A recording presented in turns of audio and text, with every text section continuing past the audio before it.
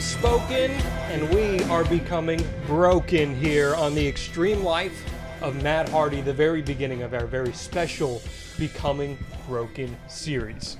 We are broadcasting from the Blue Chew Studios. Try Blue Chew free when you use our promo code HARDY at checkout. Just pay $5 shipping.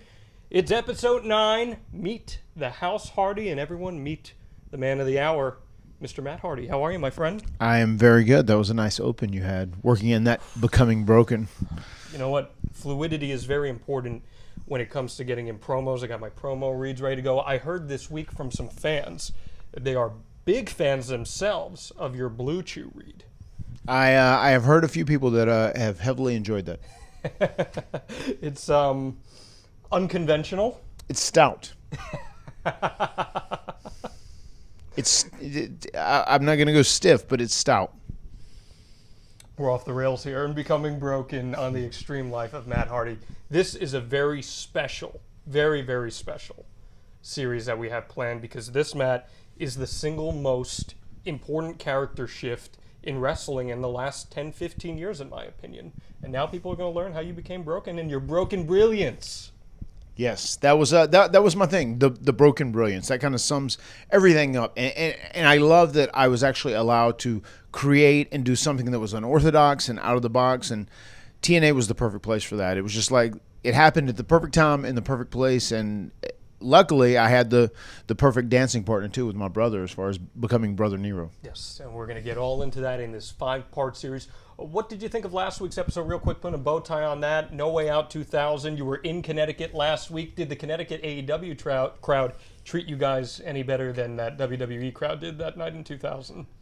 They were still Connecticut. They were fine. You know, Connecticut has, as I'd said, a long history of sometimes almost trying to be too smart for their own good. But they were a good crowd, and the AEW fan base is really enthusiastic, and it was great to be there in Connecticut with them.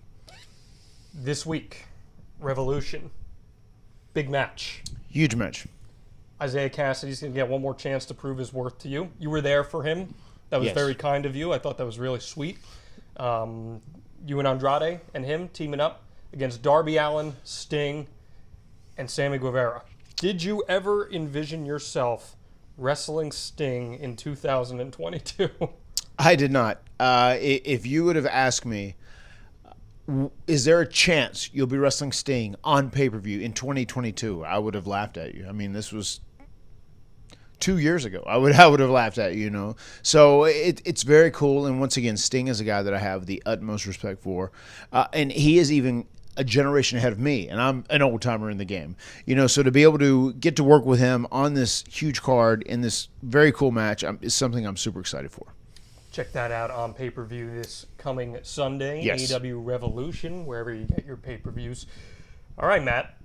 We put a lot of time into this series and getting ready for it, and this, I think, is going to be the premiere series of the Extreme Life of Matt Hardy, a 5-part series going from the beginning days of the broken character leading up to WrestleMania 33 in Orlando. And I think we're about ready for your Matt fact. So when you're ready, hit me with that Matt fact. Matt fact, Matt is an extremely successful singles wrestler. An extremely successful singles wrestler. But our story, Matt, actually begins as a tag team. The Hardy Boys are back together in Impact in April of 2015. Mm-hmm. I couldn't believe when I was putting this together how long all of this took to unfold. Because this is a 2-year story, more or less, when all is said and done. And money is coming in late in Impact at this time. Things are not great with the company. Impact is constantly changing nights. It's changing channels that it's on the air. What is the feeling like backstage about the future of the company at this juncture? There were a lot of people that were just very uncertain about what was happening with the company and what their future was, for sure.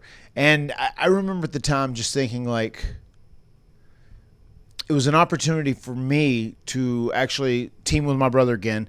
And for the longest time, the reason I didn't team with Jeff is because I actually didn't want to sign a contract. I almost didn't trust myself to go back to work full-time somewhere. After I kind of reset myself in 2011, 2012, I just wanted to take it step by step and not overdo it. I didn't want to overwhelm myself in any capacity.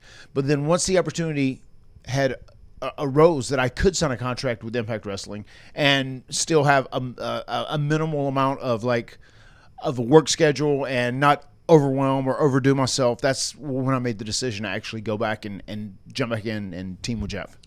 Yeah, well, Dave Meltzer says that morale has hit a low backstage in the company at this point because of the uncertainty about the future of the company. He did mention, though, while most people weren't getting their checks on time, you claimed that you were. You said on social media that you had no problems with TNA. In fact, you displayed all your checks to say that everything was in fact fine. You got 5 checks in the past week, which were 3 days of pay for the 3 days that you worked, his money guarantee and the royalty checks.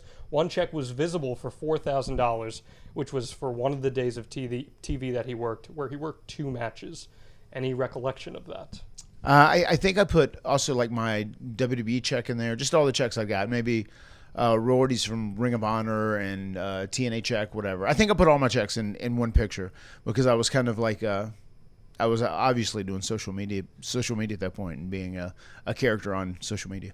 But I do remember I always got paid. It didn't always come on time, but I always got paid. And they stayed on top of it. And there were a lot of people complaining. And I think for me, I was very fortunate that I was in a situation that I didn't have to have money, but I did feel bad for several of the people that did need money who were living, paycheck to paycheck because theirs wasn't always on time.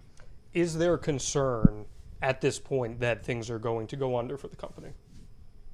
I mean, anytime paychecks were coming in late, there's going to be concern. So people weren't sure of what was going on. They had promised us things were going to be fine and they were going to get through it. They were going through a transitional period, but there was obviously, if checks aren't coming on time, there's going to be concern. Well, we go on to April 17th, 2015. You guys are on a new quest as a tag team. You're looking to win your first tag team gold since 2007, which is insane to me that there was an 8-year gap between when you guys were tag team champions on television. Were you looking forward to teaming with Jeff again on TV and trying to get the band back together, per se? Yeah, very much so. Anytime we take some time apart, it's always phenomenal whenever we come back together. So I was really excited about that. And I felt like I was in a great place in my life. And I was excited to really kind of jump back in with both feet as far as pro wrestling goes, especially in a tag team scenario with my brother. Well, you're in a qualifier. You go on to qualify for the 4-way Ultimate X match for the titles. Jeff's been in TNA since 2010 at this point, that famous show where they went head-to-head with Monday Night Raw and Bret Hart. That's when he made his return. You're back for your second run in 2014. It just seems crazy to me that, you guys took so long to get back together on television. Why do you think it was that there was an 8-year gap between that? It would have been shorter. There were times I was offered to come in and work with Jeff, but it was like sign a contract, and I just wasn't ready to do that yet. So I just had to take care of myself, and I wanted to make sure that I trusted myself personally and was in a good position in my personal life, and I wanted to make sure I had all my shit together. So that is part of the reason it took a little bit longer, but at that point, I was ready to jump back in with both feet, as I said earlier. All right, well, this brings us to that Ultimate X match. From the Observer, the Hardys won the Ultimate X match over Kenny King and Loki, EC3 and Bram, and Austin Aries and Bobby Roode in just under 13 minutes. The crowd was really into this, he says. They were chanting for the Hardys. He says it wasn't as crazy as some of the other Ultimate X matches at the time, but it was still a good one that got the fans the big win. What do you remember about that match? This is kind of a rebirth, as you said before, like you've gone past some of your struggles. You're at a new stage in your career. You had fallen really hard, Matt. So to have this culminate with a big championship win with you and Jeff again, how special was that? It was cool. It was cool to once again be validated as far as being strong as a tag team and to be recognized as the greatest tag team in this company and one of the premier tag teams in the world. So that was very validating, and it was just fun getting the band back together. Anytime myself and Jeff team up and actually get to have a run together, it's always fun because that was our dream as kids, and just the fact that we've been able to live it for almost 3 decades now is pretty epic. Well, it feels like Impact is going big here with trying to sell this story of you guys as baby faces climbing the mountain again, get back to that glory days of where you once were. It seemed like they were probably setting you up for a big match at Slammiversary. So do you have any recollections of what creative was supposed to play out as with you guys as tag champs? Well, I know whenever I was coming back, before I signed a deal with them, I was working part-time originally before I signed a contract with TNA and we went full-time. So I definitely know we were planning on working, I think, with the Wolves going forward. Yes. was a little bit of the plan. A lot plan. of people thought that was going to be I'm pretty sure that's what the plan. We were going to do like an elongated program. What do you think about the Wolves? I loved them, and they were a great team for us because they were young, they were healthy, they could do a lot. And I think whenever you have, an older team, I think it is very beneficial when you have a younger team that they can work off of, not just for the actual effect of helping to strengthen the match in terms of athletic quality. I also think it helps bring another team up when you have a team that is established and a younger team is working with them in a full-fledged program. I feel like Eddie and Davey were one of the more underrated tag teams of their era and never really got the proper due recognition on the major stage. Like, they had Ring of Honor, they had Impact, but they never got a WWE run. They had an NXT tryout match, but besides that, they didn't get anything beyond that. Why do you think that was? I feel like that might just be because personality-wise, maybe they weren't what WWE was looking for. And also they were guys that were a little bit smaller, especially Davey, but their work rate was very high. And in WWE, I don't feel like the tide had really turned. We haven't got there yet in WWE. I think as time moves on, you can see now in 2022, it's okay to be a little bit of a smaller guy. It's a lot more accepted. But, then I think guys, WWE were looking for guys that had larger-than-life personalities, hopefully bigger, and they really wanted characters more than anything else. And I feel like, especially Davey, even more than Eddie, they were both very solid in-ring performers, and that was kind of what they built their reputation off of, especially in ROH. So creative at this time is going to be a big focus of this series, because creative is something that you've clearly had your influence. Your hands have been in the pot, but not necessarily directly as a member of creative. Right. I'm curious what the creative structure of Impact looked like at this time here in April 2015. Who was primarily leading the charge for the Hardy Boys? John Gabrick. Big was the guy who was he was wearing a lot of hats at that time. And I want to say this is right after Eric Bischoff had left, if I'm not mistaken. And Dixie obviously was still in charge. She was the boss, but John Gabrick was talent relations. He was like head of creative. He was doing booking, but he also was very open to taking ideas as well. Well, he would have liked to have some ideas for contingency plans, because plans change, pal. You just said that you were probably going to do something big with the Wolves, go into a big Slammiversary match. Yeah. But unfortunately... Asterisk, card subject to change. Your brother and that damn erratic behavior of his... It's nothing new. From the Observer, Jeff Hardy suffered a broken leg in a dirt bike accident on April 28th while riding near his home in Cameron, North Carolina on his personal track. Hardy, 37, was riding and did a jump on one hill to another but landed wrong, suffering a broken fibula. He underwent surgery on April 29th. Brother Matt Hardy was filming at the time. Matt and Jeff were tag team champions, meaning there's a good chance they'll have to vacate the titles. The Hardys as champions figured heavily into plans in the next tapings and the build to Slammiversary, which looks to be in June. No word yet on the seriousness of the injury and how long he'll be out of action, but it's believed the Hardys would face the Wolves either on the next set of tapings, the pay-per-view, or both. Now, you told me, off air, there's a part of that story that Dave just recollected that is Matt fiction and not Matt fact. Right. Yeah, I don't know where that rumor started circulating that I was filming Jeff, because I was not filming Jeff. And if I'd been filming Jeff, I would have made sure he wasn't going to do a 100-foot triple jump on a motorcycle, especially when, our day job was pro wrestling. So I wasn't filming that. The first thing I heard about it is when he was in the hospital after breaking his leg. That was the first call I got. What is that? What are you like on the other side of that call when they're like, hey, Matt, Jeff's here in the hospital, probably broke his leg? I think I was like, what the fuck, man? That's probably what my reaction was. Because, it was one of those things, too. Like, I was like, dude, you're too old to be going crazy. But he's a stuntman. He is a stuntman. I mean, he's the first one to say it, and it's just what he does. It's what makes him happy, and I'm not going to deprive anyone of happiness in their life. They want to do other things and whatnot, but like, I don't know. Maybe we should have just went for like a 50-foot jump as opposed to a 100-foot triple jump, because that's what it was. I know it was like 90. It was 90 plus, almost 100 feet. The triple jump he was trying to do, and like set a record, like his own Guinness World Record. How long has he been riding the bike for? Since he was young. Did you ride too? No. I used to ride four-wheelers when we were young. We would ride four-wheelers together, but he was the motorcycle dude, and I was never a motorcycle guy. But he was racing since he was like 11 or 12 years old.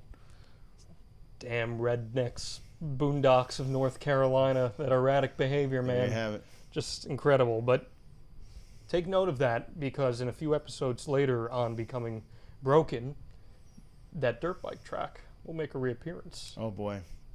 What a story that is, too. Some good long-term storytelling here at the Hardy compound. So, do you remember the injury being as serious up front, or did it, over time, be like, okay, this is going to be something that's going to take some time for him to heal? No, I mean, I knew when I first got a call from him, I knew he was going to be gone for a while. When he had a broke leg and they had to, like, surgically go in there and correct it, I knew it was going to be a while. So what is it like when you see that everything is coming together for you guys? You're at the top. You're getting this second run that you've wanted for a really long time. It's almost been 10 years since you were last tag champs. Right. And now it's all ripped away.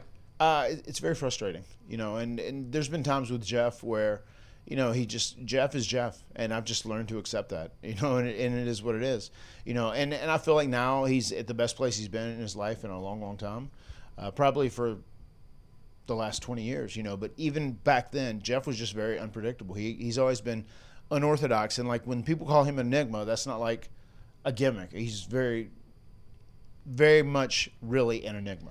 Does something like that put a personal strain on your relationship?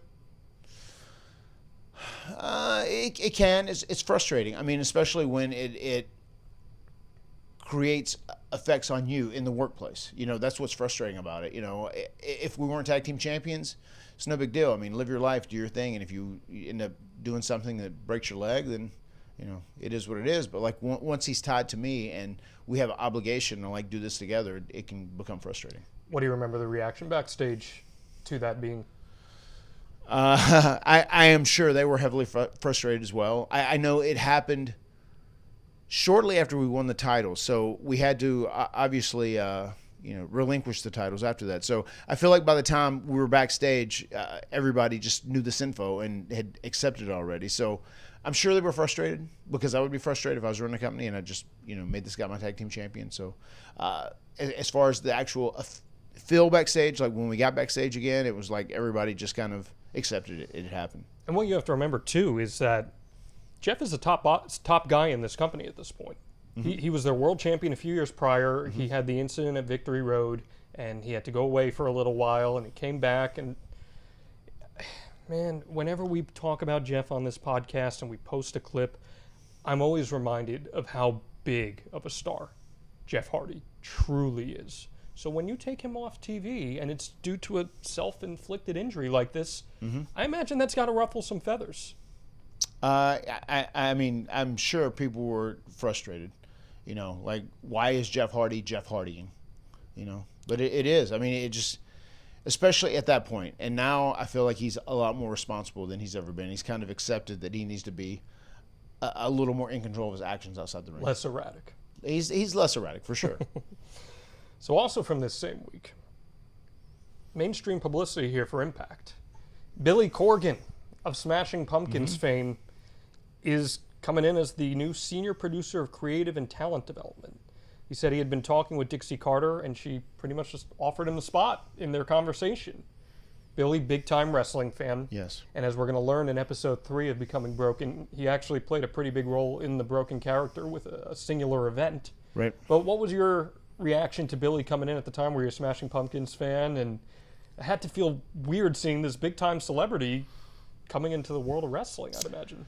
Yeah, I mean, we had interacted with Billy Corgan quite a few times. He would come to WWE events in Chicago, and Jeff and him had known each other for a little while. They'd had a little bit of a relationship even before he came to Impact. That's cool. Because he is a well-documented wrestling fan, obviously, as many people know.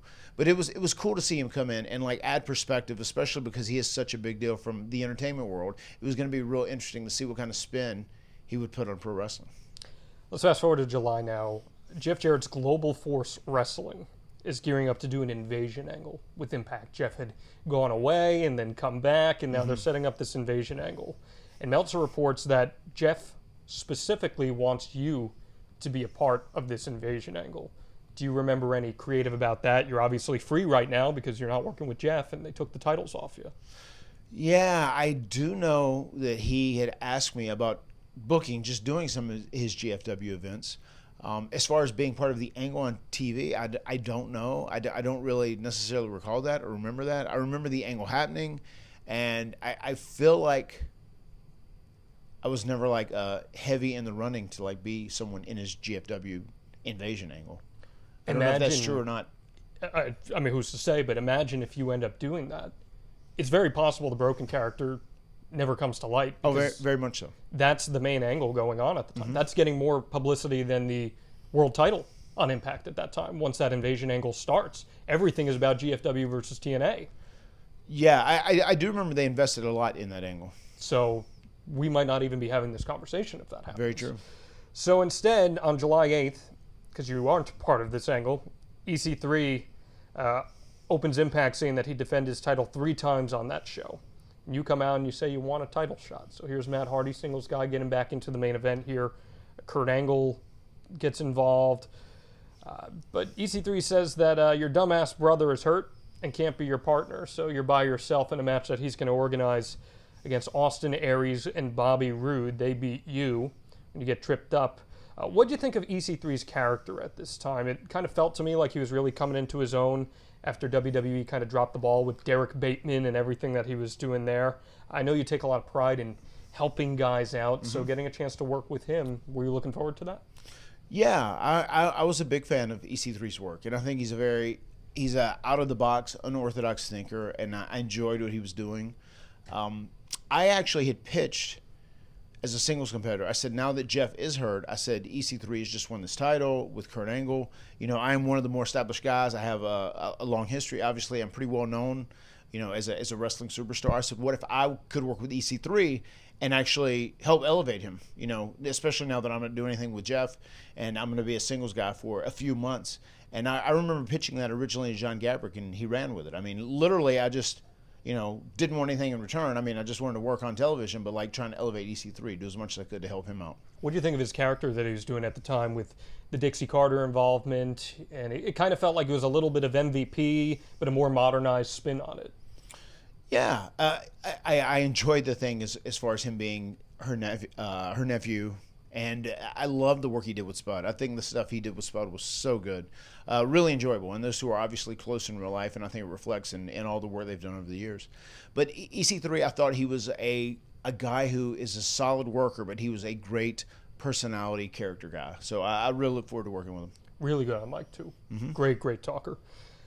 The issue here, when you're doing these tapings in July because of all the issues going on with Impact, is that these are like batch tapings and you're working a million times a night, and it's really hard to keep up with. Like, I was doing the research for this podcast. Yeah. And it was hard to figure out when something was taped versus when it was airing on TV.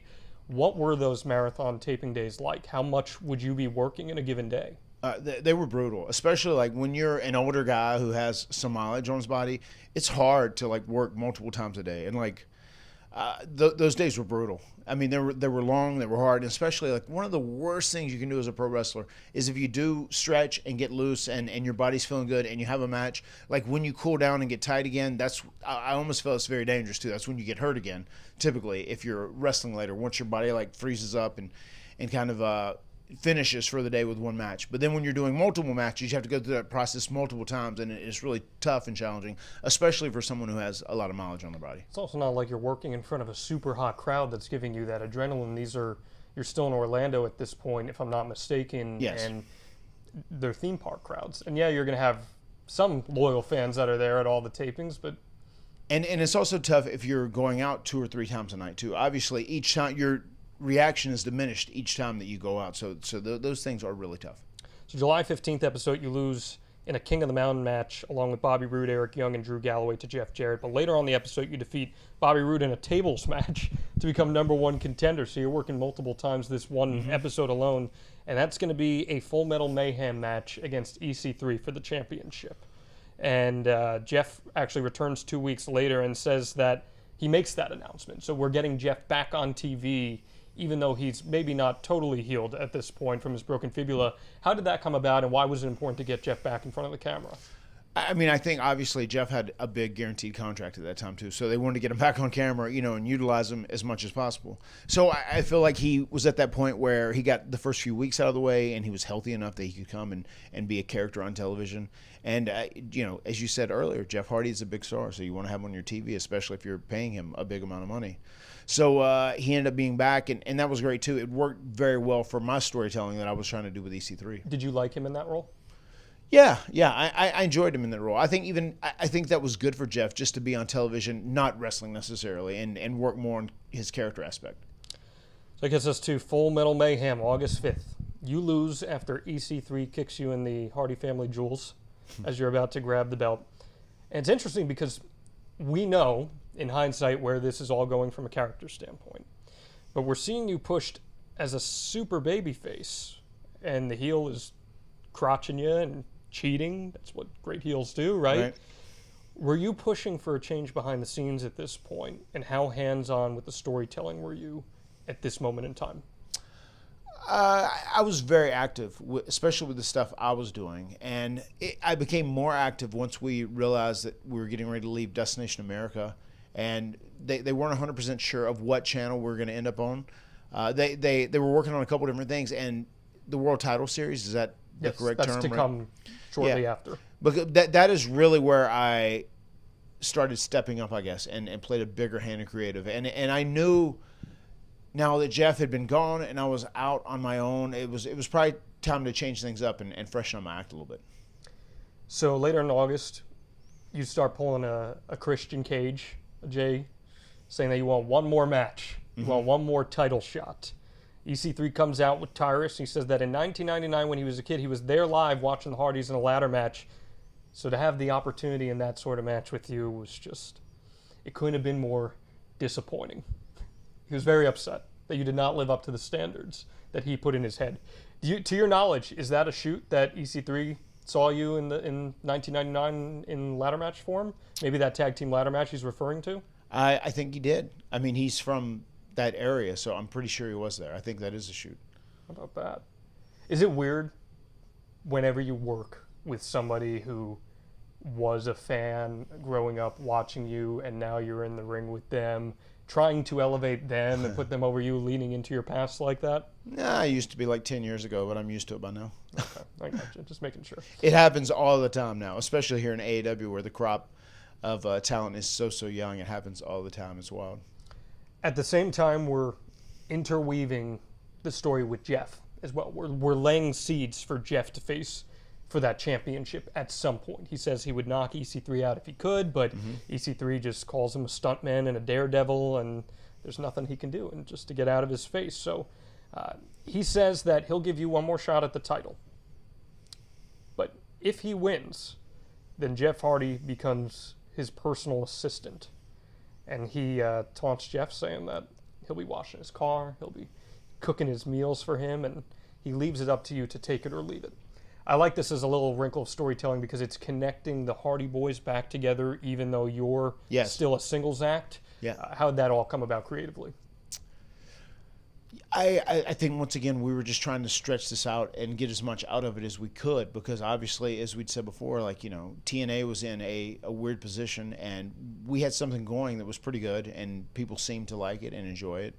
And if we could drag it out and get more out of it and hopefully continue to use Jeff on TV in a role that isn't wrestling, so we're able to, and we have access to him, obviously. So it was a great way of, stretching out the story. Are there plans at this point for you to feud with Jeff Hardy upon him returning? No, there wasn't. And I think we'd almost got to that point in our career where we were like, weren't really big fans of feuding with one another. I think the opportunity presented itself once I started doing Broken Matt, and we wanted to, and we were both very comfortable with it. But like in general, I don't think people are fans of Matt and Jeff Hardy going at each other. I think Vince tried to push it earlier, and you know the couple times he did it, because he's always looking for singles guys. People just love seeing myself and Jeff together as a team. That's what it is. It's just the truth is the truth. They love seeing the Hardy Boys together. What I do love about all this is that it's really enforcing, after a rough run for Jeff over the past few years, that he is a babyface. He is firmly a babyface. Mm-hmm. I'll be honest, I didn't like Jeff's heel run in TNA. It did not click for me. He's just so naturally likable that seeing him do heel work, it doesn't connect. And like sometimes I understand creatively you get tired and you're like, I want to try something new. Mm-hmm. But Jeff, there isn't much that's unlikable about him. Whereas you, I mean, you're a dick, so nobody's going to like you, Matt Hardy. But Jeff is something different. Mm-hmm. So he's firmly as a babyface at this point. And you guys are talking to JB, Jeremy Borash, backstage September 2nd, and he says he took this match for you because he believes in you and that you can win this. This is straight up Dusty Rhodes stuff. Like you are firmly baby faces at this point. And he's going to go out there and say that he thinks that you can get this done. You're going to say that you will not die, that this is your dream match to finally win this championship here, and it's going to happen right here in Orlando, Florida. Except, well, it doesn't. Right.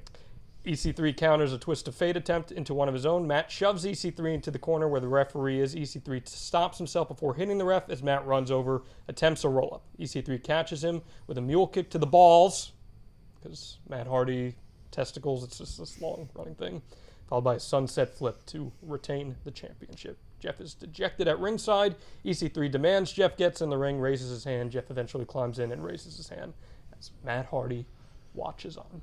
Yeah, EC3 knows my kryptonite, right? always going down to the ball sack.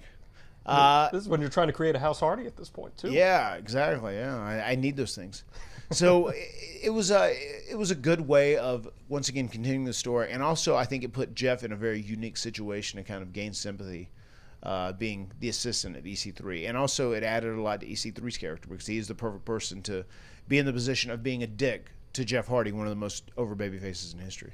Who's a better assistant, Jeffrey Hardy or Jose? Jeffrey Hardy. I mean, Jose's just trash, outright. You know, there's nothing good about Jose. Wow. Nothing good about Jose. Hope he doesn't listen to this before Sunday. I hope he does. Oh, okay. We got a big match there. But I like this. This is good layers. We're laying storytelling because even though you just said there's no plan to have a feud, you're giving yourselves indirectly, whether it's consciously or not, you're giving yourselves an out here for there to be some dissension between you and Jeff, regardless of who would be the heel. Because now Jeff just took a bullet for you. He's got to be his assistant. But also, you're kind of dejected on the outside. And that's good character storytelling. Yeah, I mean, and I think you would be. I mean, that's a great compelling thing for a babyface, to be disappointed that he let his brother down, especially to put his brother in this position after he believed in you. So I enjoyed doing that, and that's one of the most important parts about wrestling. Well, a couple of weeks later, Jeff is asked to hit Spud, but instead he hits Carter, EC3, with a twist of fate, and he quits as EC3's personal assistant. We have to talk about that sweet suit he wore, too. Yes. With the suit with all the EC3 faces on it. Yes, what did you think of that? It was phenomenal. Where did he get that? I don't know where they made that from, but they had that for him. Like, yes, EC3 and Impact people, they made it. And I remember them presenting it to Jeff like, okay, cool. And also he had the big thing he carried around with his face, right? Yes. Yeah. It's good stuff. Yeah, it was a great way to mock him, yeah, for sure. It's good. It's just good heel work Absolutely. from EC3 as well. Be that conniving just dickwad that everybody wants to see get their comeuppance. Of course, that's going to change in a few weeks, but we'll see what happens there. So he quits, and then a week later, because it's wrestling and nothing is ever permanent, Dixie Carter reinstates him and says that he will be a special guest referee in a three-way dance for the championship between EC3, you, and Drew Galloway. Drew Galloway is going through a reinvention of his own at this point in time.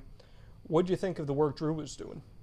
I mean, great. I've always been a fan of Drew. Ever since I was the first person he worked with when he came to WB in 2009, if I'm not mistaken. I've always been a fan of his work, and it was just one of those deals where he just like became a victim of the WWE system in many ways, where he was good, he was talented, they put these high expectations on him, and then like it wasn't, he lived up to it, and he did the work, and he was talented, he was good, and he could have, but I think the company failed him, you know, especially at the end of that first run, especially when they ended up putting him in positions where he like really couldn't succeed. It was very hard to with the, I'll never forget watching television when he had the little person beat him. Who was that? Do you remember? Hornswoggle or it would have been El Torito. Yeah. El Torito. When he beat him, I was like, oh my God, how did they end up with Drew McIntyre, the guy who was the chosen one, who like Vince endorsed, and now they have El Torito beating him. Like, what is going on here?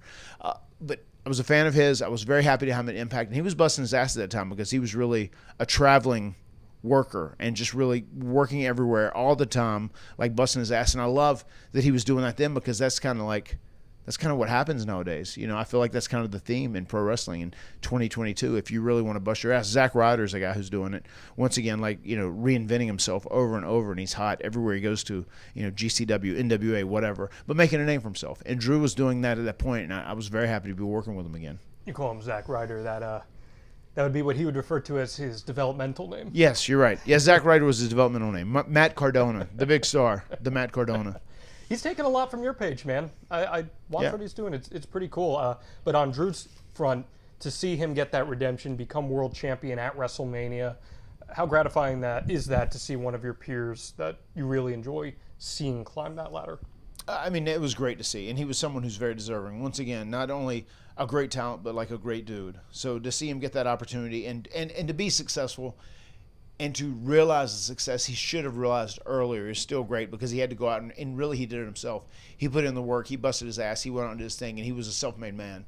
So to see someone be rewarded after that is very fulfilling. He's a great dude also, and he and I have a little Connecticut story. I saw his one-night babyface run in WWE in 2012 in Bridgeport, Connecticut. That same arena you guys had. And there was something in the water in Bridgeport. Lasted one night. Then 3MB was born the next night. So that's how things went down. But they were my favorite rock band. October 4th in Charlotte, North Carolina. Bound for Glory. On this show, Tyrus wins a gauntlet for the gold match, which gives him a TNA World title shot should he want one. But it's you versus Galloway versus EC3 for the championship, with Jeff as the special guest referee. So we get to a point where EC3 has both guys down. He grabs a steel chair. He enters the ring. Jeff stops him. EC3 yells and orders Jeff to take the chair and hit Mac. Because keep in mind, he had the whole complex of him being his assistant. He no longer is, though. He has quit that role. He slaps Jeff. Jeff loses his cool and bashes EC3 with the chair. You catch Galloway with the finisher, and you cover him as Jeff counts 1, 2, 3. We have a new TNA World Heavyweight Champion. Reby makes her first appearance here and celebrates with you. This is some big-time stuff. But as the celebration is going on, EC3 is complaining to Dixie about the finish. Lots of things happening here. First off, you're winning your first world title outside of the ECW World Heavyweight Championship. Right. Which there will be an episode on that later this year. But that's got to be a pretty cool feeling, Matt, to get that nod. Even if it's part of an angle, you do win the big one here, and it's your brother who's counting the 1, 2, 3. How'd that feel? It was very cool. Once again, very rewarding. Anytime someone has enough faith in you to, you know, put a championship title on you, it's a great compliment. You know, and especially there, TNA was in this weird state, and they were going through a very transitional point as far as business goes as well. So I felt very honored that they chose me to like lead the way as far as that goes, as far as being the champion and representing the company. And it was a very cool moment because not only was my brother in there as the referee and got to celebrate, but there was my wife, Reby was in there, and also Maxwell. It was his first appearance on as well, and my dad was there, which was a very cool moment. And it was cool that we could have that moment in Charlotte and all together, and I look back at those pictures very fondly. Crowd's going nuts for you, too. It's Hardy Boy country. Yeah, it was good. At that point, because we're seeing Reby, we're seeing Maxwell, is there a plan for them to be involved on screen as this match is happening? So we're talking September 2015 here. At that point, no. Okay. They were literally just in there to share the celebration. Get the big babyface moment over. Especially because we're ripping that babyface moment away shortly thereafter. Yeah. So we're really trying to put Matt Hardy over as a big-time babyface here. Okay. How did that compare to winning the ECW World Heavyweight title? To me, this was a much more fun moment. Okay. Just because, obviously it was TNA, but just being in North Carolina, being able to have my family there in the ring with me, with my wife, my kid, my father, my brother. I mean, that was a very cool moment. I enjoyed winning the ECW title. I remember winning it in that scramble match. And once again, that was cool. And it's just, I'm at that point where, winning championships is really cool, but at the end of the day, I really don't care. I want to be in a good spot, and I want to make as much money, and I want to entertain people and do my job to the best of my ability. But anytime you are honored with being given a championship and representing a company, it really is something that is a great gift that they have faith in you. Are title belts props in wrestling? Yes and no. I mean, they do really mean something as far as like they need to mean something. The more value you can make a title have, the better your company's going to be, because it all seems more realistic based around that. But with that same thing being said, also there's a lot of guys who will get a title because they can elevate the title on their own, and there are some guys that win a title just to be elevated themselves, if that makes sense. They are props, but they do need to be treated importantly, I think. It's a status thing, too, of where you stand with the company. It is. And some titles are arbitrary in wrestling, but others not so much. And a world title is definitely hey, we believe in you. It really depends on how seriously I feel like a company treats the titles with the way they book them. And there are sometimes, like, for instance, back when myself and Jeff won the World Tag Team titles back in '99, like, we weren't necessarily the best tag team. The titles helped us. They were definitely props. They elevated our team. Later on, when we won the tag titles, we were the best tag team, and like we were elevating the titles because we were more over, if that makes sense. That's kind of what I was trying to explain earlier. So they are and they aren't. So EC3 files an injunction because of the finish of this match. It prevents you from appearing on Impact unless you relinquish the title. So you do it. Do you contribute this wrinkle into becoming an element of you starting to lose your cool a little bit as a character? Yes. And I remember too, like, we had to shoot that video the night after the title change too, where I won the title. So we shot that video for television that night. So I remember that was very frustrating because it's like, oh man, you just win this title. Yeah, big moment. Yeah. So it's like, what a buzzkill just to have to do that. But I mean, literally the company was not sure what the future was going to hold for them. So it was just the only way they could kind of make business work at that time. That's a great point, because Destination America around this time cancels TNA Impact. You guys are shopping for a new network. Mm-hmm. So in the process, they hold this TNA World Title Series for the championship. You eventually qualify, and the semifinals and finals were held on January 5th, 2016. It's a live episode on its debut on Pop TV. Before I get into that, though, you're taping this World Title Series. Is there a direction for where the company knows it's going to land on TV, or are we just putting this in the can and hoping to hell that somebody picks us up? Yeah, they were putting that in the can. If they had TV, they weren't sure if Destination America was going to allow them to run the rest of the year. They didn't know if they were going to be taken off TV, whatever. I know the working plan was to film this tournament so they would have enough content to get them through the year if they were able to put content on television. And if not, they would just pick up this story whenever we got a new network. Fortunately, Destination America did let us run that. So once they did run that, the story was definitely in the works that it was going to come down to me and EC3, because we'd been like the lead main storyline in TNA for the last little while. So we're still going to go with that. Working shows. As still, by the way, TNA, Impact, whatever it is at this time, GFW, is technically the number 2 wrestling promotion in the country still at this point in time. Yes. Ring of Honor is probably about to surpass it, but still, Impact is number 2. You guys have no idea if you're going to even be on the air. What is the locker room sentiment like at that time? There was a lot of frustration with people at that point. I remember that, and just actively, I remember telling management too, like, just trying to let people, just be honest with the guys, trying to let people know what is going on, because I had a pretty good say in everything that was going on, from like a creative aspect to even the way the company was doing. I was sitting in on some of the booking meetings at that time too. just to try and help out and do as much as I could. But like I was just, you guys have to be as honest as you possibly can be with the talent, and I feel like they tried to be. You know, I know guys were frustrated because they weren't getting paid on time, checks were late, and just people were just so unsure of what the future held. Did you enjoy being in the creative meetings? I did. Is that something you could see yourself doing down the line? Definitely. Yeah, I enjoy doing that. It's a fun aspect, and I feel like even when you get older and you physically can't wrestle anymore, it still allows you to kind of be involved in the process, and it's, you know, you still get something out of it. It's like you are involved to a degree. It's that Michael Hayes path, man. Yeah. Like wrestling daddy. For sure. Wrestling daddy, wrestling son. So you defeat Eric Young in the semifinals, then in the finals of that tournament, you face EC3. Jeff has total faith in you and says, I'm going to leave you be. You've got this. Mm-hmm. Tyrus does the same for EC3. It's just you two. The problem is you don't have it. He beats you with a super 1%er. Mm-hmm. It's a clean win. It's the first time EC3's gotten a clean win on you.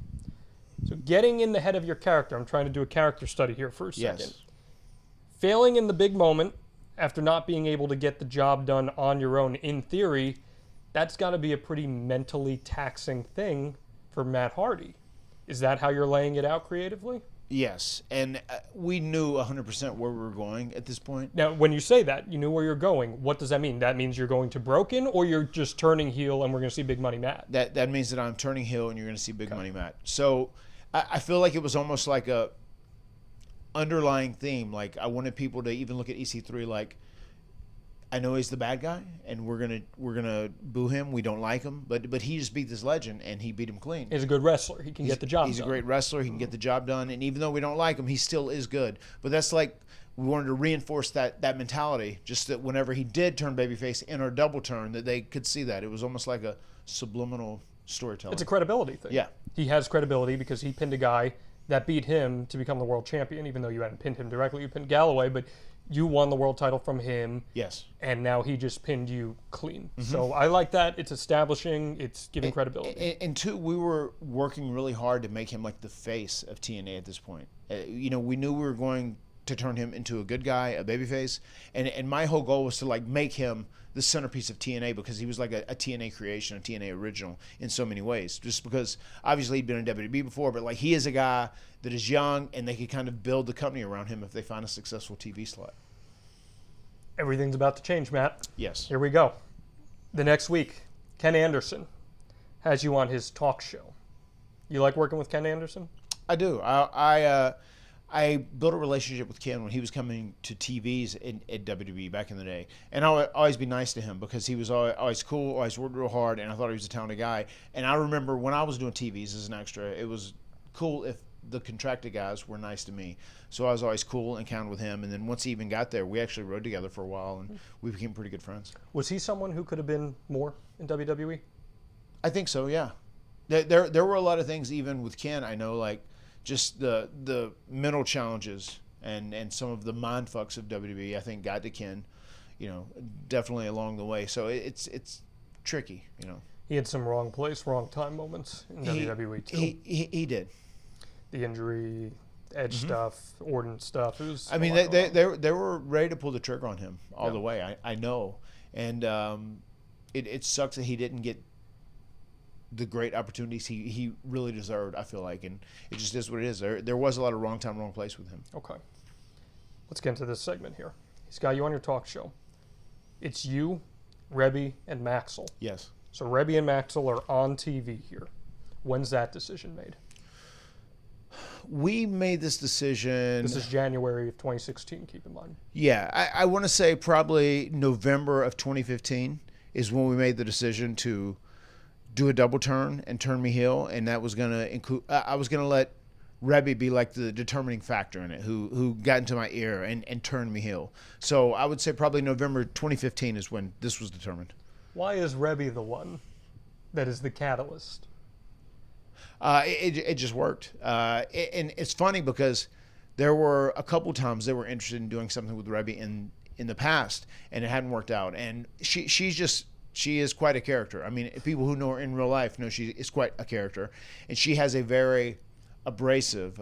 She is very truculent, you know. So she is someone who she was the perfect person to play this role because it was real life too. Her being my wife and being the mother of my child, it was perfect for her to be the influencer. You better watch your words, because that is my favorite Hardy, Reby. My favorite Hardy, personal favorite Hardy. It's my favorite Hardy too. Okay, so good. We share that. We got that. We share Just that. making sure. I talked to her about this, and I said, how hesitant were you to come on TV for this angle? Mm-hmm. And she said that she was actually really excited about it because TNA was going to bring her in after the one night only knockout stuff that they did, but then the knockout got knocked up. Yeah. And King Maxwell was born, and there was a change there. So, do you remember anything about her excitement coming in at that time? Yeah, she was. How long had she been wrestling at that point? She had been messing around with wrestling. Like, she had hosted Busted Open Radio. Mm-hmm. She was one of the original hosts on that when they were doing the whole wrestling thing. She was tight friends with Dave LaGreca. And then she had done other stuff, Lucha Libre USA, a couple of things here and there. And she was almost like an interviewer, a backstage personality, whatever it may be. But then, like, once she got with me, she trained more to wrestle, and she had done some wrestling. And we would do that typically if I'd go to a show. There were times we'd do mixed tags, and she would wrestle once in a while. She's not a huge wrestling fan. She enjoys the entertainment aspect, I think. She does enjoy being an entertainer. But this was the perfect role for her, too, where she's not wrestling and she gets to display her personality, which is just so raw and uncut and just so good. It's always best in wrestling when your character is so grounded in reality, and there's so much of yourself. Right. I know Reby has a really big background with entertainment. She's a, if I'm not mistaken, professional dancer at one point. She can play the piano. Extremely, extremely talented as far as the entertainment world is concerned. So for her to be able to flex that creative muscle and get in the ring with you in this managerial role per se, how fulfilling was that for her as a witness? She really enjoyed it. And it was cool because we got to travel together. We experienced this with our son. So it was also like a great bonding experience for us as well. She enjoyed it. She was really good at it. And it was one of those things I almost wish we could have done it longer because it was a lot of fun. And we still obviously incorporated her in all the broken stuff that will happen later down the road. But her in this role as Reby Hardy with Big Money Matt, she was just so great at it. Were you hesitant to bring her into an on-camera role? Not at all. Even though this history of bringing your wife around the boys throughout the course of the 80s and 90s and 2000s often didn't end well for people. There was no hesitance for you? Not at all, especially her. I mean, she's very set in her ways. That's one thing about her. Like, she's like a ride or die with me, and she is completely faithful in every capacity, so I love her for that. So he brings you into the ring for this segment. They're on a couch. He puts you on a folding chair because he spares no expense. That Ken Anderson. And that seems just like another little small detail when it comes to building character. That here's Matt Hardy, and he's just kind of being cast to the side a little bit here. I like this small little detail stuff. So he's kind of getting in your head a little bit, saying you couldn't get the job done against EC3. But you say that you don't make any excuses. You hold yourself accountable for everything that you do. And he asks if Ken is trying to get you to apologize for letting the fans down or something. And you say that you only fail when you quit trying, but you'll never quit until you're the world champion. Then Jeff came out to lay it down earlier and asked if Ken asked if Jeff was just doing the dirty work for you to try to set things up. And you say that if Anderson wants to get to him to share your heart, well, then the only thing that you love is your wife and your son more than anything. And tonight you're going to make EC3 an offer that he cannot refuse. And you just need one more match to fulfill your destiny because you know that you have his number. Underneath all of this stuff, and I didn't exactly eloquently recap that, but underneath all this is something conniving, it feels like. Yeah. I mean, it was one of those things where it seems like it could also be very motivating, but there is like an underlying tone of something conniving or something is in the works. There's some sort of plan going on here. It does feel like that to me, and we wanted to have that feel. How transformative is this segment in everything that we're about to see over the course of the next year and a half? Because truthfully, you could say, the double turn is the segment where things start, or you could say the segment with Willow, you as Willow, is where everything starts. But in my opinion, this segment is the very, very, very early seed of you becoming Broken Matt Hardy eventually. Yeah, I mean, this is the catalyst for everything. This is a catalyst that I am specifically going in a different direction in my career, and we didn't know where it was going to land at the very end of it, but obviously we do know now. But this was definitely the catalyst for this double turn and a character change, which would ultimately end up becoming Broken, obviously. So no plans at this point to become Broken. You're just going to do the Big Money Matt character. Correct. Okay. And you're drawing from the Big Money Matt character because of your Ring of Honor days and everything with the Briscoes that we've hit on in previous episodes? Yeah. I mean, it was basically, once again, just picking that up, kind of almost where that left off. The iconic Matt Hardy, Big Money Matt. And it was going to be like a more, I feel like, concentrated version of Big Money Matt, because I'd kind of created it throughout Ring of Honor, and I think at this point I'd kind of mastered it. I knew exactly what I wanted to do with it. Let's go to January 19th on Impact. Jeff brings you in the ring. He says he's got a bad feeling about this last man standing match that you're going to have with EC3 for the championship. I love that even. Just Jeff saying he's got a bad feeling. It's giving us a little bit of foreshadowing here. Matt says that he understands why Jeff feels that way, but he feels like he let Jeff and the fans down, as well as his wife and son, and that your career is at a crossroads. And Jeff says, well, if you really believe that you can beat EC3, I believe in you, brother. You can get it done. The creatures believe it. Matt Hardy will not die, and he will win the championship. We are going hard here with this babyface stuff with Jeff, and I just love the layering of the storytelling. How much of this came from your head? I feel like the majority of it did. I feel like they were on the same page with me too, like Big, and I worked with Dave Lagana a lot of that time as well, and I know he would always have good points. But yeah, we were. It was like all hands on deck. I feel like it was a very much a team effort between myself and Big and Dave Lagana at that point. Did you know that you were going to be directly feuding with Jeff at this point? We did know that there was going to be interactions between us for sure, because if I'm not mistaken, we do something where I set him up to leave the arena during the double turn, during the last man standing match, and we knew he was going to feel betrayed by that, obviously. So we knew we were going to have some sort of interactions. We weren't sure to what extent yet, but I think the original plan was once again to kind of reset the whole Matt Hardy and EC3 and get more mileage out of that. You mentioned earlier in this episode that you were a little hesitant about feuding with Jeff. Now have you embraced that idea a little more here? Yeah, I think at this point still we didn't see like a full-fledged feud and like a ton or series of matches. We're going to see some conflict between the brothers, obviously. And there was actually a thought in my mind too about maybe even having ultimately a Jeff heel turn, out of all this. But, obviously that isn't what the crowd was feeling, and we didn't go that direction. Were you ready to embrace being a heel again?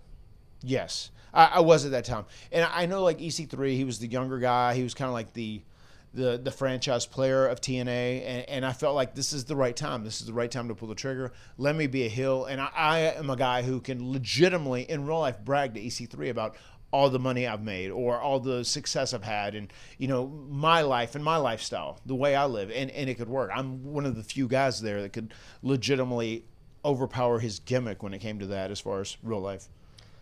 Let's go to this last man standing match. It's a long match. You guys are going back and forth. EC3 goes for a TKO. You slip out, hit the twist of fate. Here we go.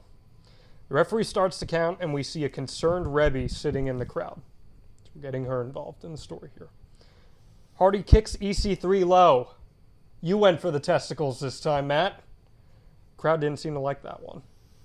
He yells at the referee to count faster, but EC3 is up and on the apron. Matt actually starts shoving the referee around before going to the apron and hitting a twist of fate through the tables. Both men are down on the floor and both beat the count.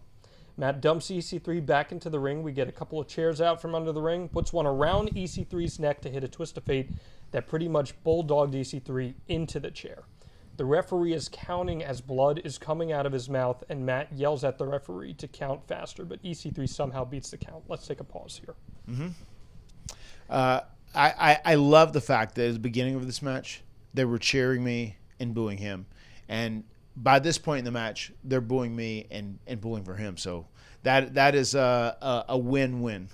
We're going to get into the art of the double turn after I finish reading this, but I got to ask about that bulldogging him on the chair and him getting busted open. Was that legitimate? Did he legitimately get busted open there? Yes, that was legitimate blood. How does something like that aid the storytelling in an instance like this? I mean, blood always does. As crazy as that sounds, I mean, blood is just something that just adds legitimacy and like credibility to the fight. Obviously, you know, we are orchestrating things. We're trying to tell a story and entertain people. But sometimes when blood happens, it just reminds people like these guys are still amazing athletes, and this is real what they're doing to quite a certain degree. And whenever you see blood, it just like reinforces that. So EC3 beats that count. Matt looks unhappy with that, so he goes to his wife, who hands him a hammer she had concealed in her diaper bag. Yeah, that's my favorite part of the whole match, the whole diaper bag. The hammer in the diaper bag. Whose idea was that? That was ours. It may have even been Reby's too. That was definitely mine and hers though. Okay. Because her diaper bag was going everywhere with her, and I know that was something that like everything would be in the diaper bag because she took that everywhere with Max. So I was like, you know what? Whatever weapon or tool we use should be in the diaper bag. And she said, yeah. She got the hammer, stuck it in the diaper bag. I like that. So you bring it into the ring, you take a swing at him, he ducks, and he low blows you. Then hits the 1%. Here we go, Matt. Ready? Tyrus comes down to ringside as Reby looks on concerned. He comes in the ring, looks at you, turns to EC3. Great visual here. EC3 looks up at his bodyguard. Tyrus scoops him up, hits a body bag, and tells the referee to count. He goes over to you and pats you on the back, and EC3 once again just beats the count. Mm-hmm. Who came up with the wrinkle to add here with Tyrus being bought out by you? And again, if we're getting EC3 over as a big-time babyface, no better way to do it than have his big monster turn on him. Yeah, I'm not certain. I know I loved that idea. That may have been a big idea, or maybe even EC3 idea, and I was definitely down for it. I was in total agreement. One thing I did love, as you said, the little wrinkle where EC3 looks up and they get that great visual. I remember EC3. That was his idea. He's like, I feel like I should know this is going to happen now, especially when we're pulling out all the stops. And I've got my wife with hammers and diaper bags and whatnot. And he's been beat to shit. Yeah, he's been beat to shit. Like whenever he comes down, and we just, I remember we determined that. Like, look at me, stop, go over EC3, and because he didn't immediately come to me, he didn't, attack me or didn't do anything to me. EC3's like, I would know, and then just to get that moment, like really solidified, like, oh, we're trying to fuck this guy, and what I he's like going to about be the that babyface. is that it's using TV to your advantage, where the cameras can show that facial Mm-hmm. that maybe someone in the live crowd doesn't necessarily pick up on, but that's like soap opera storytelling. Right. So you get that going on with EC3 being turned on by Tyrus. He beats the count, though. And after he beats the count, he looks at you and Tyrus, tells him to come on in, then ducks past Tyrus. He spears you and starts pounding on Tyrus. Reby slips Matt the title belt, and he uses it to clean EC3's clock. Matt holds the belt high, stands over EC3 as the referee counts. The champion is motionless as he gets to 10 and calls for the belt. This is like out of a movie, man. This is Thanos stuff right here. Yeah, and the title, we ended up using that for the finish. We went through a couple things. It was supposed to be like the representation of like, I sold my soul for this title. So that's why we wanted to specifically use that as like the kill shot at the very end. And like he overcame, the hammer, I was going to attack him with a hammer out of the diaper bag. He overcame the twist of fate through the tables. He overcame Tyrus, everything. But it was the title. And that is why I decided to sell my soul, and I decided to turn heel, and I became a villain for that title. So that's what we used for the kill shot that night. How did EC3 do in this match as a babyface, in your opinion? I thought it was great. I thought it was like a very Stone Cold-esque type performance from him. And especially towards the end, in that final stretch, I really feel like this is one of the best double turns ever, and I feel like it is one of the most underrated double turns of all time, without a doubt. Is that just because no one was watching? And I don't mean that in like a negative way, but yeah, like probably. reality. I mean, there were so few eyes on the product at that point. Yeah, I would imagine so. Like if it had been a hot product and this match would have happened, it would have been like talked about way more. I feel like when people go back and watch this match, they're like, whoa, that was really good. This match is really underrated, especially for a double turn. The fact of the matter is, like, if you have a double turn where in the beginning, the one guy who turns heel is being cheered as the beloved babyface, and the other guy's being booed, and you totally swap the roles. You switch them out. That's the job done, and it doesn't get any better than that. How much of a chip on your shoulder did you have, knowing that you were about to become a champion of a company that a lot of people aren't watching, and now you're bearing the responsibility of carrying the flag for the brand? I was excited. I was excited the opportunity presented itself. So I definitely just wanted to do everything that I could to like stir up as much controversy, try and piss people off, and build a program with EC3 where people want to see EC3, who were trying to make the franchise of TNA, want to whip my ass. So what I like about this is, because it's TV, we go to a commercial after you win, and there's actually more time left for you to solidify this heel turn here. We're back from commercial. You got a mic, you're the champion, and you're starting to talk, but you're feeling the crowd. The crowd's starting to turn on you here. They're chanting that you suck. Yes. You're being a good heel. You're taking it in. Let that get over as a visual. You say that you beat the unbeatable in beating EC3. It's the first time that EC3 has been pinned clean. Well, not clean, or defeated clean. Yes. Under the rules of this match, you beat him clean. When you came back to Impact Wrestling, it was with the best intentions to give back and help out, but now you won't listen to anyone because they're all gnats, they're ants, they're insignificant. You are a self-made multi-millionaire. You got a beautiful house, a beautiful wife, perfect family. And 2 weeks ago, it was your wife who told you that it's your time to stop giving and start taking, and that you realize she was right, because she is the only voice of reason in your life and the only thing that matters as long as you are TNA champion. Let's talk about that. This is some just classic movie storytelling here, in my opinion. Did you draw from anything in particular, whether it's another form of wrestling or media, in having this evil wife run your now evil life? No, I didn't really. I didn't draw that from anywhere. I just thought it fit, and I thought she would be the perfect personality to go along with Big Money Matt at that point. She could really play it up. And I feel like just her personality is so confrontational anyway. She's much better in a heel role. So I thought if we came on, we introduced her as babyface, she's like the supportive wife, but then she ends up being the catalyst that, like, turned me evil. Fuck the world, just me and you. Fuck everybody else, kill them. I thought that was a great scenario. So there was nothing necessarily that inspired it. I was really kind of like running on my own, and it was fun whenever we did it initially. I remember going on Twitter and putting together like an epic Twitter thread about like, these are the 10 commandments of Matt Hardy, whatever it may be, just total bullshit stuff, but so much fun, and I really embraced that heel run. And I feel like there's a lot of people out there that don't understand heels. I know they'll get frustrated with heels, even like the Big Money Matt thing I'm doing now currently, but like the whole point is you're not supposed to like the person. I mean, hopefully you're entertained by their matches, but at the end of the day, they're supposed to seem unlikable. They're supposed to get underneath your skin, and that's just what I was striving to do there. I wanted to do as much as I could to make everyone want to see EC3 whip my ass. Buddy, wait till we get to these next couple episodes where we start getting into you as a heel and your character and what people thought about it versus when you become broken. Oh, yeah. And it's insane. Yeah. So you get good heat here. And you roll EC3 over, who's still unconscious, on top of a chair. You remind him again that you won. You smash him again.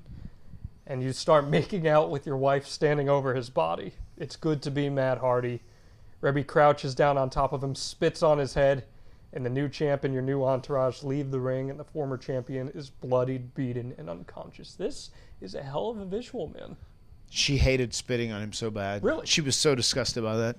She hates spitting in general. Okay. And that was just, I remember I somehow convinced her to do that.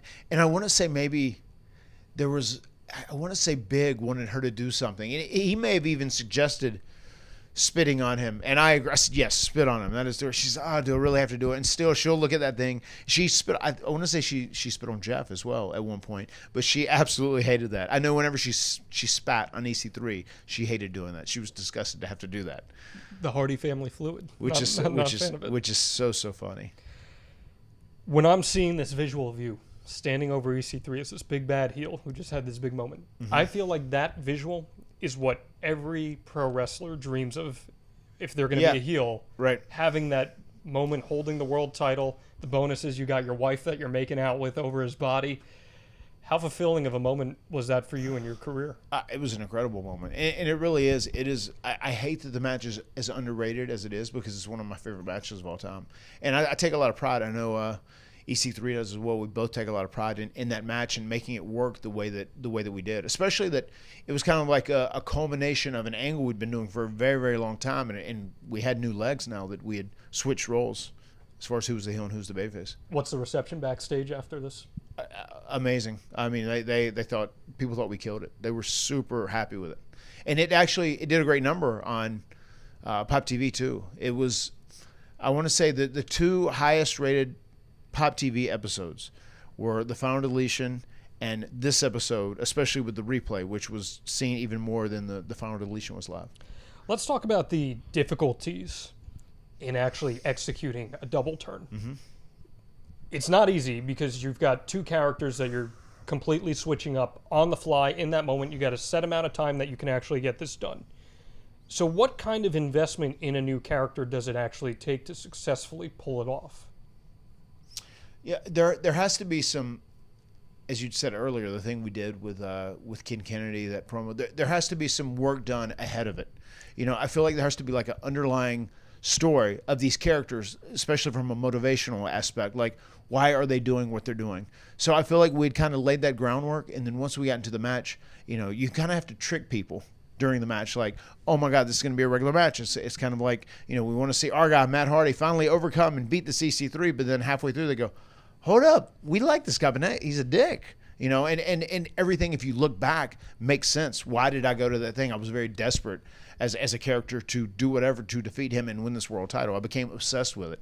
And I feel like our motivation in doing that was just, you know, first and foremost was to build TNA around EC3 and make him like the franchise player. But like our motivation in the double turn was, once again, Matt is ruthless and he's willing to sell his soul and he's just desperate to defeat EC3. And even though EC3 was a heel who had been booked as a good champion, I mean, he looked so tough, so rugged. It was a very Stone Cold-esque type performance in this match for him, especially the second half, the end stretch. So you're talking about his performance. How good was EC3 in this match?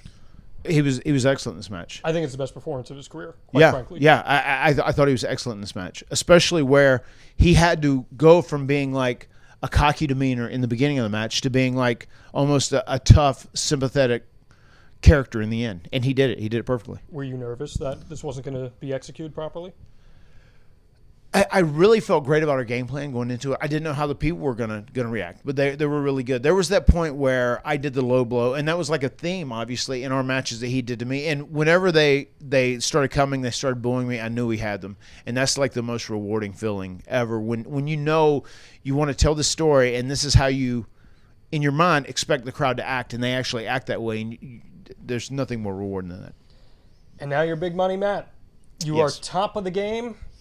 How excited are you at this point to go on your run as Big Money Matt in TNA? Very excited. And once again, whenever I'm a heel, especially now, I embrace being a heel. You know, I relinquish my fear of being an asshole, and that's what you have to do to really be a heel. And I feel like in the business now, it's harder for people to be heels because people want to be loved on social media, and they get, you know, they're worried if people don't like them across the board in every aspect. But you really have to let that go. You really have to relinquish, you know, your fear of being viewed as an asshole. So as we come to the end of this episode, people will have just listened to this and they might be saying to themselves, well, why did they just waste all this time talking about something where we didn't even discuss the broken character at all? Why was it essential for us to lay the foundation here, Matt? Because this all leads. It's like one fluent story that has total continuity all the way through it. And like the whole Big Money Matt transformation and becoming Big Money Matt and winning that title ends up being a huge part of why Broken Matt Hardy happens. Not to mention the layers with Jeff. Yes, I mean that Jeff is obviously an integral part of this. Like me becoming Big Money Matt and kind of betraying my brother as well when we'd had like this very close brotherly bond. And, you know, once again, it all starts almost like when he broke his leg. That's when we decided to go in a different direction. Me as a singles guy, which ultimately ended up me becoming Big Money Matt in a heel. And because I'd betrayed Jeff, we knew there was going to be a conflict between us. We didn't know how deep or how far we were going to go into that. But it turns out we're going to go into it full-fledged, and it's going to be Broken Matt Hardy in a Brother Nero scenario. So I just want to reiterate one last time. At this point, you are Big Money Matt, World Heavyweight Champion, just did a double turn.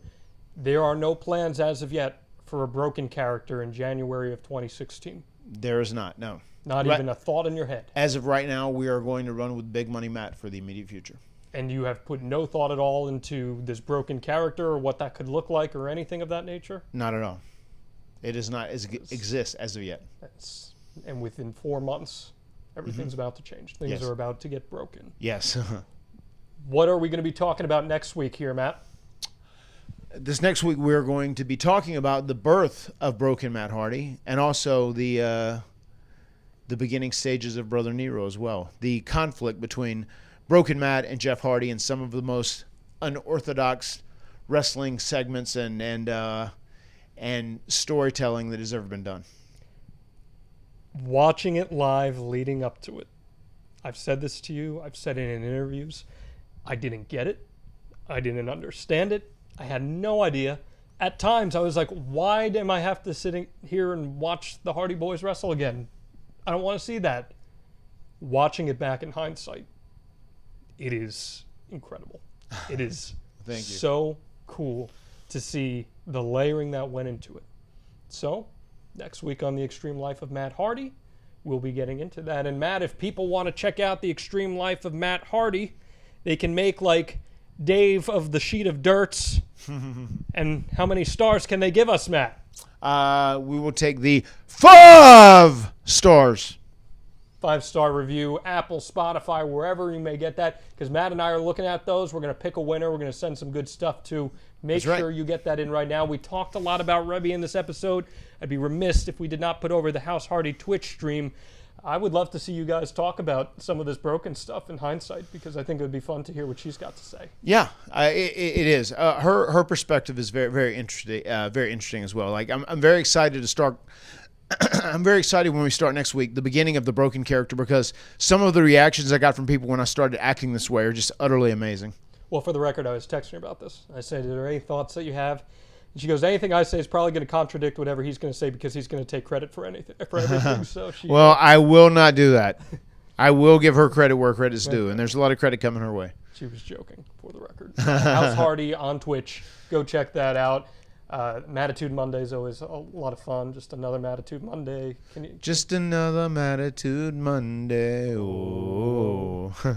That's my fun day. Yeah. It's always my fun day when I get to record with you in person, and we're going to be doing a lot of that this week as we barrel through Becoming Broken into next week here on The Extreme Life of Matt Hardy. Hashtag Ask Matt. I'm saving all your Ask Matt questions for the end of the series, so that way we can reflect on them in hindsight, and we're going to have some more content here for you guys on The Extreme Life of Matt Hardy. Anything else you'd like to add this week? One thing I would say, if you have listened to this podcast, I would say go out and watch this Matt Hardy EC3 Last Man Standing match, because it really is an underrated match, and if you've never seen it before, you should watch it, and I think you'll heavily enjoy it. I agree with that. I watched it back for the first time in a really long time, and I'm with you, man. I thought if it had more eyes on it, we'd talk more fondly about it in a much higher light, but unfortunately just no one's watching Pop TV at the time, and that's just the reality of it. And in general, that added to the difficulties that you had in getting these characters over, and it makes it only more remarkable of how popular all of this became. Yeah, for sure. That does it for us here on The Extreme Life of Matt Hardy. We'll see you guys next week. The words have been spoken, and things are really about to be broken. See you next time. Deletion!